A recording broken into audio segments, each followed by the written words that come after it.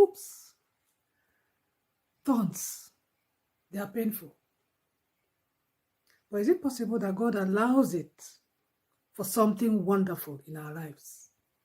Today you're going to learn about why God allows thorns in our flesh.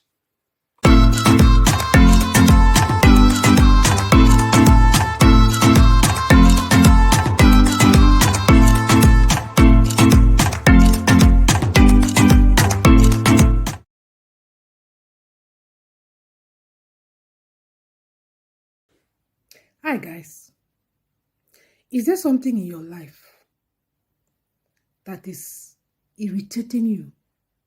Is there something that you've been praying to God every day, every month for years, and the Lord has not removed it? It's as if the Lord doesn't even want to answer you concerning this prayer, and the thing frustrates you.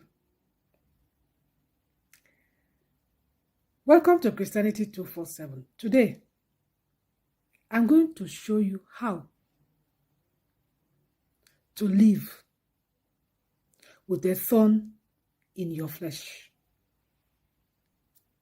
I will not only show you how to live with it, and I'm going to show you how to use it to your advantage. You are not the only person in that kind of situation. Paul was in that situation. I'm going to read it to you. 2 Corinthians 12, 7-9. And lest I should be exalted above measure through the abundance of the revelations, there was given to me a thorn in the flesh, the messenger of Satan to buffet me, lest I should be exalted above measure. Please notice that sentence has appeared 2 times in this verse. 2 times. Lest I should be exalted above measure. A thorn in the flesh was given to me. For this very thing, I besought the Lord 3 times, that it might depart from me. Verse 9. But the Lord said unto me,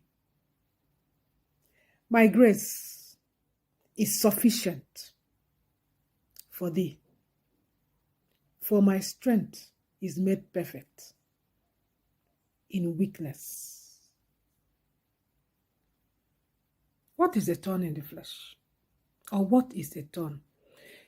In the Greek word said a thorn is like a splinter of glass that is in your eyes, or a splinter of glass in your skin. Have you ever had glass in your nail? You know how very uncomfortable it is. That is a thorn in the flesh. But why did God give Paul a thorn in the flesh? If you look at those 2 sentences I told you about, that says, lest I should be exalted above measure. In order for me not to become proud, because of all the wonderful powers God has given to me, because of all the wonderful things God has given to me, because of all the wonderful visions God has shown me, in order for these things not to make me proud, the Lord gave me a thorn in the flesh. We really do not know what that thorn is. Some people say that it was a sickness. Some people say that it was his eyesight. Some people say it was his temperament, a lot of things. But what I want you to really take away from this talk today is, why am I talking about this thorn in the flesh? If you've been working with God for years, you realize that there are things in your life you pray for as a genuine child of God, and the Lord answers it. There are other things in your life you pray for. Me, I am still praying for. There are other things in your life you pray for, and the Lord allows it, and He doesn't answer it the way you want it. Even though this thing is a thorn in your flesh, it's an irritation, it's a problem, it's an embarrassment to you as a child of God. But the Lord allows it. Let it be there. Why does He do that? Because if you read through the whole Bible, you see that God always works with weak things. For instance, when he wanted to use Moses to go and deliver the Israelites, when Moses was complaining of his stammering, why didn't God just heal him? He did not. So my point, God allows thorns in our flesh so that he can use it to help us to depend on him, so that he can use it to help us not to become proud. If everything works well, if you are able to do everything, where does God come in? Really, where does God come in? So me, I see a thorn in the flesh like a two-edged sword. Let me give you a scenario. You fall sick, you have a little fever, you go to the hospital, and the doctor tells you that he needs to give you a drip. Inside this drip is medicine that will make you better. But of course, before you get better, you will feel the pain of the needle entering your vein. So this pain that is entering your vein has to be there for you to get the healing.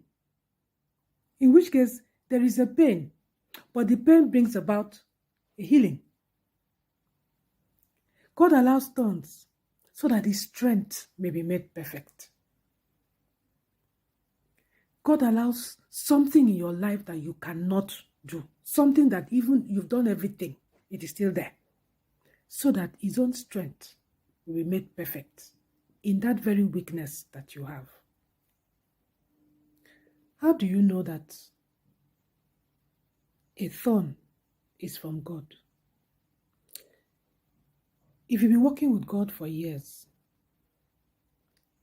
and you try to the best of your ability to live your life according to the way God wants you to live it, according to his precepts, according to the leading of his spirit, when you ask God for something, and you actually see it happen, and then you ask him for some other things, and it doesn't happen, and you pray, and you fast, and you declare, and it still remains, that is your thorn. That is the thorn in the flesh that the Lord has given to you.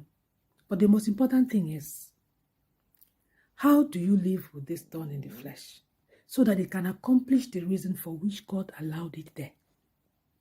Every thorn in the flesh has a purpose and a reason why God allows it there. What did Paul do? Paul said he prayed 3 times. 3 times doesn't mean that he prayed in the morning, afternoon, and night. No. Or he prayed today, prayed tomorrow, prayed next tomorrow. No. 3 times most time in the Bible is that you have exhausted all avenue. You pray to the point of knowledge. If you're a Christian, you know when you pray to the point of a knowing that this is something that only God can do in his own time. You have a knowing. So, the very first thing you do, pray. If you pray and the Lord does not remove it, then the next thing that Paul did was that he said, I will rejoice in my infirmity. I will rejoice in my weakness. I will rejoice in this thing that I've prayed and tried and I cannot do it by my power. I will rejoice because in the presence of this thing that looks so impossible, God's power will be made manifest. Abraham waited for 25 years to have a child. Why did he wait so long? So that everything that has to do with his own ability to do it died. So that when it eventually happened, there will be no kind of thinking whether, oh, was it God? Oh, was it a doctor? No. There will be no doubt in anybody's mind that this is God's power. This is God's mercy. This is God's grace. So what should you do when you have thorns? I don't know what your thorns are. I don't know whether it is a delay of being able to find your own life partner. I don't know whether it's a delay of having a child. I don't know whether it is a particular character that you have that you've been asking God to help you to overcome, and yet it is there, it remains. Or I don't know whether it is a cantankerous spouse or a child you've been praying for, and yet no change. All I'm saying is that do not react to the thorn. Instead, rejoice in the thorn. I know it sounds crazy, but spiritual things always sound crazy to the normal mind. Paul said, I will rejoice in my infirmity. In fact, let me read it for you. So 2 Corinthians 12, 9-10 says, And he said unto me, My grace is sufficient for thee, for my strength is made perfect in weakness.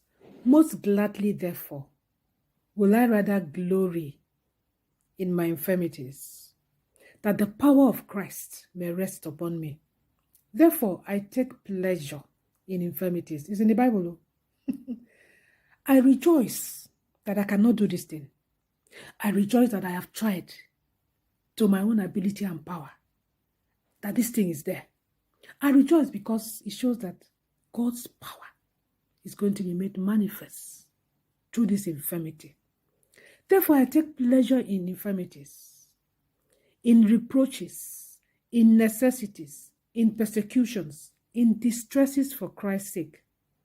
For when I am weak, then am I strong. Thank you so much for listening. It's a long one, but it's something that I do not think you've ever done. Stop complaining. Stop murmuring about that thing that has been there for years. Maybe that is why it's still there. The Lord wants you to understand that most times He allows things to happen so that He will take the glory when He gets to do that thing that you were asking Him to do for you.